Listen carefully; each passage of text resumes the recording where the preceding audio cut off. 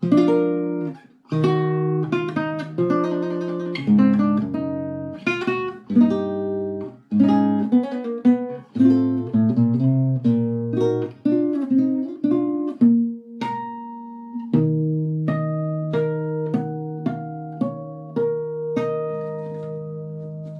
David Brewster here with an episode of Chordplay, and this is the classical side of Yngwie Malmsteen. And we have looked at Yngwie, in a three-for-all and a breaking chords, and also a Chordplay episode where we looked at a lot of his electric, guitar work and chord-based ideas on electric guitar. And I have done this with, we had a classical guitar primer, where we looked at some classical guitar, basic technique and chords and approach to fingerstyle. And I've also done episodes similar to this with Randy Rhoads and also Alex Lifeson from Rush. So, with Randy, there was definitely a classical influence, but then also rock influences from people like Michael Schenker. And then with Alex, with Rush, there's the classical influence. I think he also maybe studied some Spanish guitar, flamenco possibly. But there's elements of rock and blues, big Zeppelin influence, in Alex's playing. But with a, guitarist or musician like Yngwie, Yngwie doesn't really have a classical side. He's completely classical, 100%. And I know there's, Ritchie Blackmore and some Hendrix influence in his playing, but a lot of the stuff that he plays, especially on electric guitar and also nylon string and steel string acoustic, is based on, classical. And he definitely, studied compositional, techniques and habits from people like Bach and Paganini and Vivaldi. And you can see it and you can hear it, directly in his music.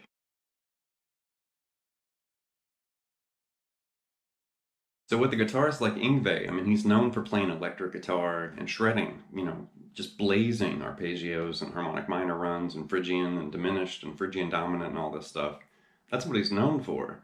But if you go through his music and go through his albums, you'll hear nylon string, guitar parts. You'll hear steel string, acoustic guitar parts, mixed with all the crazy, electric guitar stuff going on. And he's consistently done it throughout his entire career, from the very beginning to some of the more recent, output and albums he's released. He even had like a tribute to his wife, April, where it's all instrumental, very mellow. That was from a few years ago. I can't remember the name of that album, but I have checked that out, and it's like, wow, that's Yngwie, and he's calm, and he's playing, a lot of acoustic and a lot of melodic, guitar work.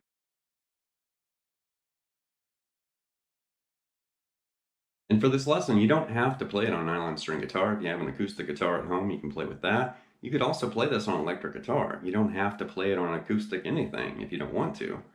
But, this is my quarantine guitar that I bought, back in March of this year. And this is like my little buddy now. It's like, yeah, this is a really cool guitar. This is a Le Petrie. It's a motif, is the model. And it's, parlor size, so it's kind of smaller. And I was actually looking at this guitar and comparing it to my Les Paul last night. And it's very similar in size as far as the body, the contour and the size of the guitar. So it's really just a hair bigger than an electric guitar, but it's noticeably much smaller than a standard, nylon string or classical guitar.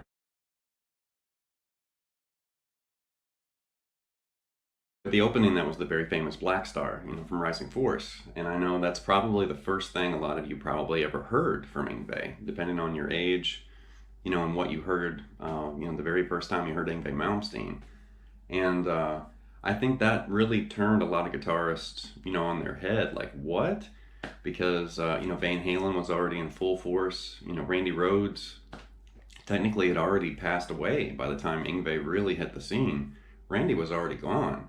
You got to think Yngwie didn't really erupt until like 83-ish, 84, somewhere around there with Alcatraz and then his solo albums. But with this song, it's heavily influenced by Baroque music. There's a big Bach influence, big time.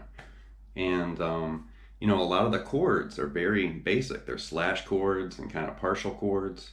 And there's nothing really dazzling or crazy as far as the extensions. It's still primarily, minor and major chords, mixed together.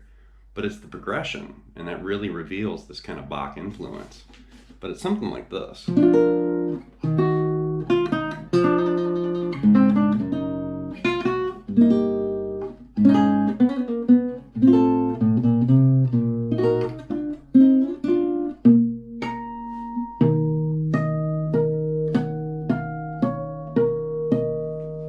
it starts basically with this. And that's basically a little piece of B major right there. So really what we're flirting with, like throughout this entire, opening, is E harmonic minor. And then it's opening with that major 5 chord, B major, which is bringing out the sound of E harmonic minor. So right there you can see it's just a little piece of B major. And, we're basically grabbing that F sharp on the A and then the top part of the chord up here.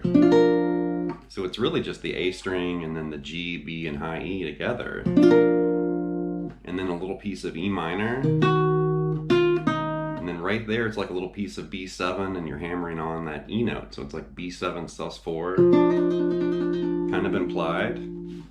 A major to G.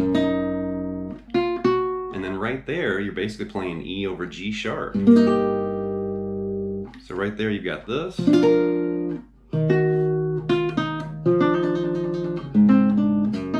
And that's basically, I think I said that was G. It's actually E minor over G.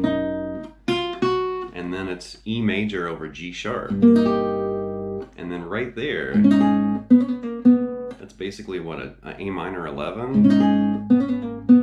And then right here, there's F sharp over A sharp. And then right there, it's E minor with the B in the bass. And then you're basically moving this little dyad, or a double stop here. And that's where the harmonics come in. So 7th fret low E, 7th fret high E, and then you're kind of spelling out this melodic pattern in E minor with harmonics. Like that. Really famous, guitar part, and it's just dripping with this Baroque, Bach influenced musical direction and kind of influence. The next example is from the song Evil Eye, which is also from Rising Force, and it's something like this.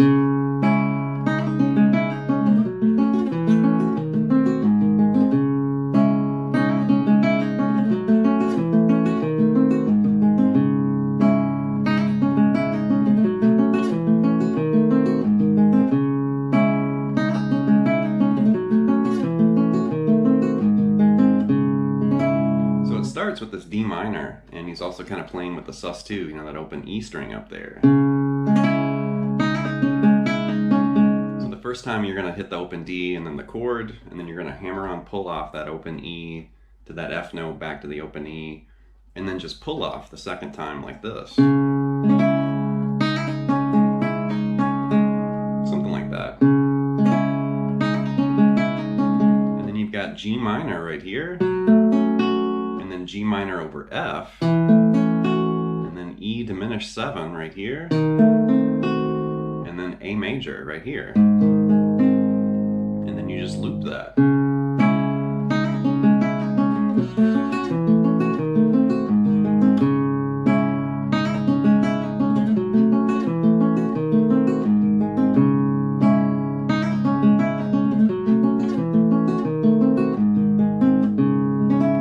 Definite, classical ring to it. I think it's the diminished chord that really helps bring that out too, that diminished 7. Next up is the song Don't Let It In from Marching Out, and it has this dreamy and dreary kind of chord flavor. Something like this.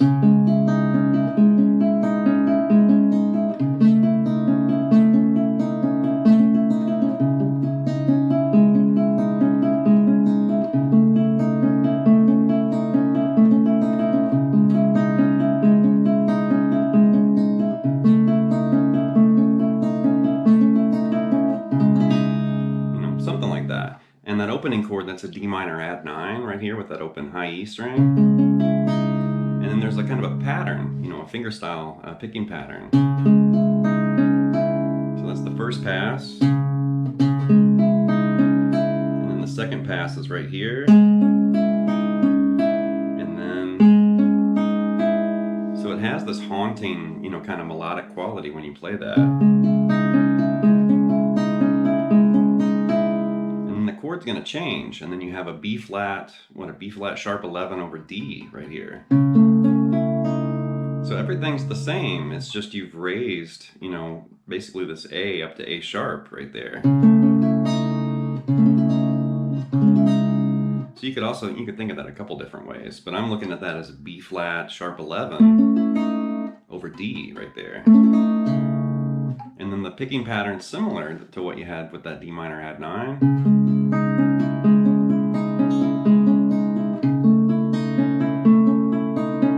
then the last time through it, you just kind of, it's like triplets right there. So it kind of speeds up at the end before you repeat it.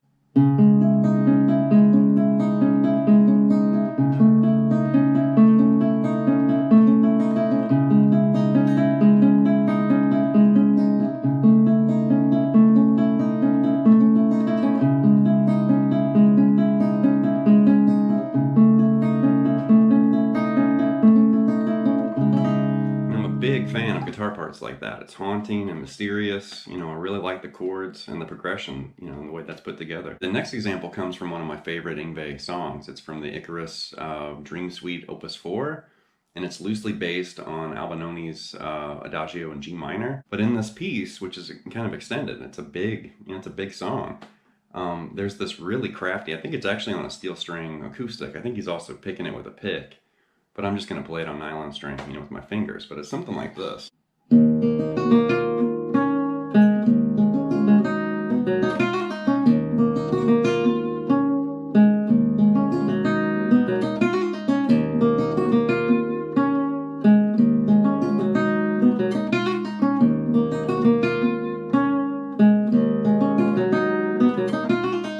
know, really interesting guitar part for sure. So he's playing with E minor, but then he keeps playing this D over E too.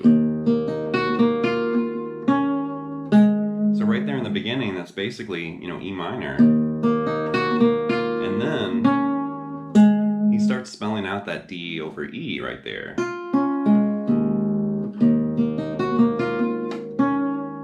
And then it's literally D over E. So right there after that D over E, and he basically opens up the G and the high E, and he's grabbing that C note right there too. So that's like an E minor sharp 5 implied. And then he's got this kind of, you know, busy hammer-on pull-off lick on the top.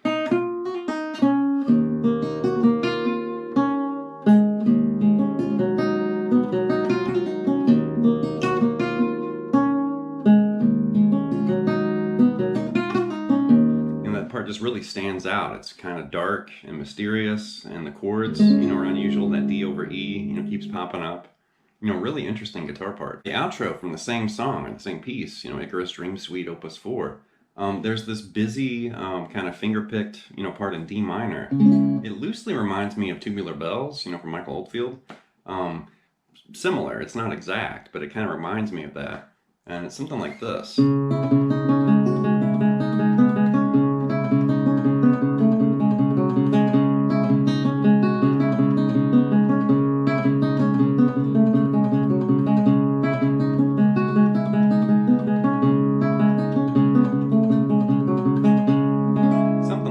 It's just this busy, kind of frantic, you know, melodic pattern based around D minor.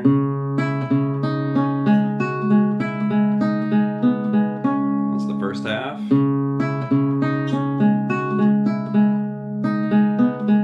And then the second half is just a little different.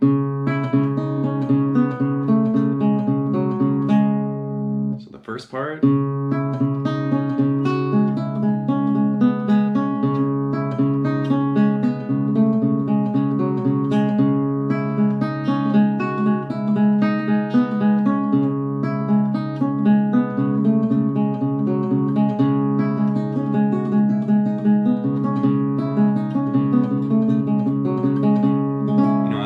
Like that, where it's kind of a challenge to kind of put it together, and you have, you know, a chord that's ringing, but then you also have this melodic, you know, kind of part that creeps in too. Really cool. Next up is the song Devil in Disguise, which is from the Eclipse album, and this loosely reminds me of a very famous Spanish guitar piece, Leyenda, and that's something like this. You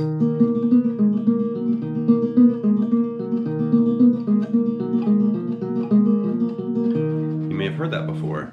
And then, you know, with this, Devil in Disguise, it does kind of remind me of that a little bit. Something like this.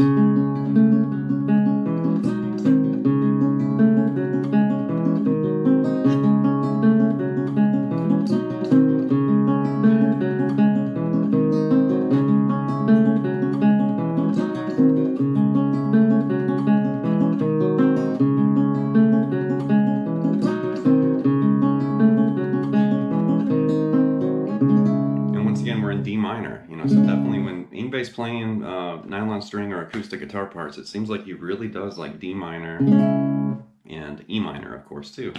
But with that, there's a D minor chord, and then this little melodic part that's happening on the G string there. And then grab that F note right there. And then you're going to basically move that up a whole step with the open G, and then down to the 2nd fret. So you have this melodic part that's kind of creeping in with some implied chords there too. So that's kind of, D minor, and then A7 implied, and then A7 again.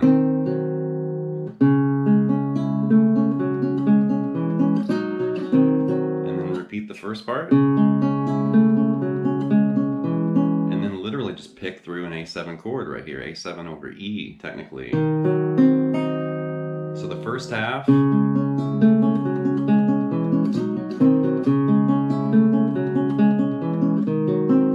then the second half's almost the same, it's just the ending's ever so slightly different.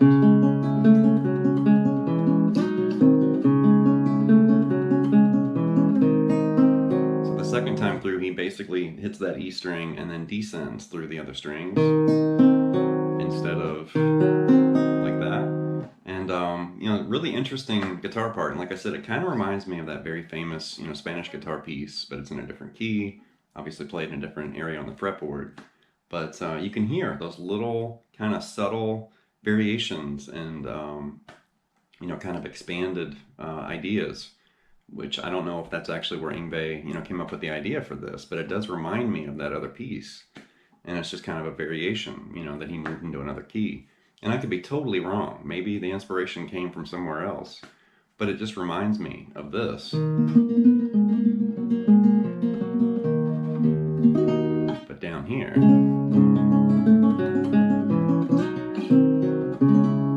Okay, the last example's from the song Memories, which is from Odyssey. And just a little short, kind of melodic, moment on that album. Great album, too. But I really do like this guitar part, and there's actually 2 guitar parts. So we're going to talk about the 2 parts separately, and then I am going to grab my acoustic guitar over there and attempt to loop both parts so you can hear them at the same time. But Memories, as far as guitar 1, is something like this.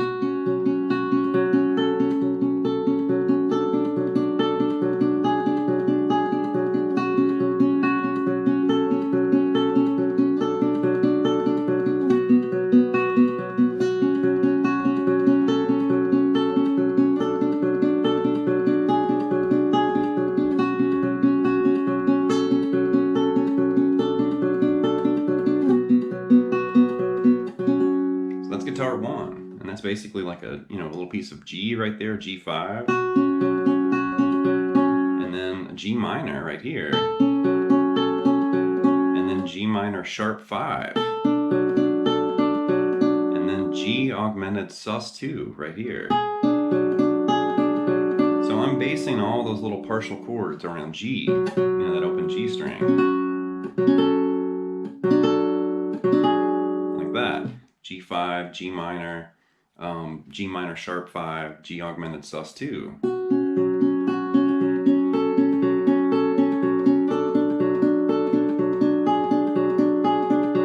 And the second time, start it the same way. And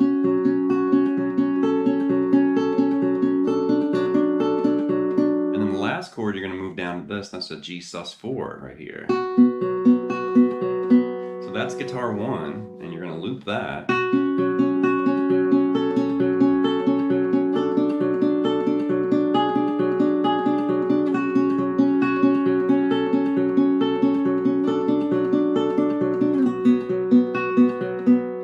Guitar 2 basically starts right here, and that's going to function as G minor. And then you're going to hike all the way up here, and this is G minor. And then repeat that G minor again. And then it's G sus2, sus4 right here. And then you're going to loop back to that G minor. And then G minor 7 right here. G minor again, and then G augmented sus2 right here. So it's just a slight variation of what we had with guitar 1, but when you put those two parts together, it sounds really awesome. But guitar 2 one more time is right here.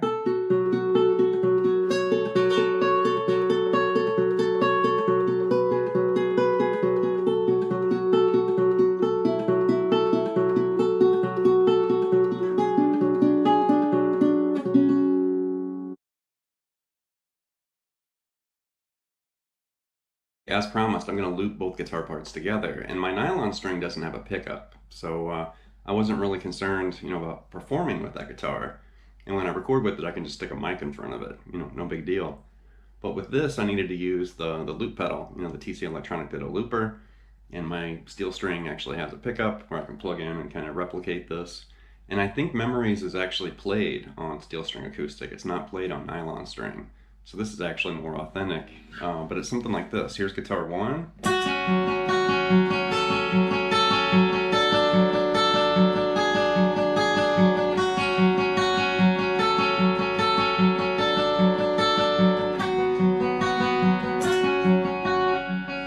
there's the loop, and then guitar 2 is going to be added right here.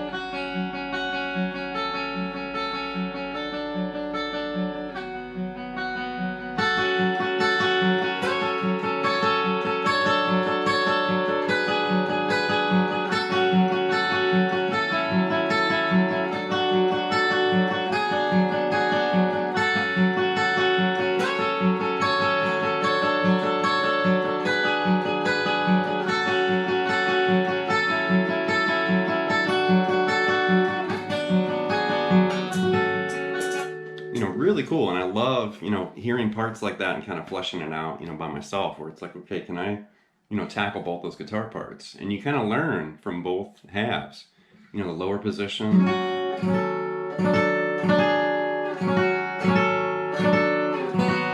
and the higher position too.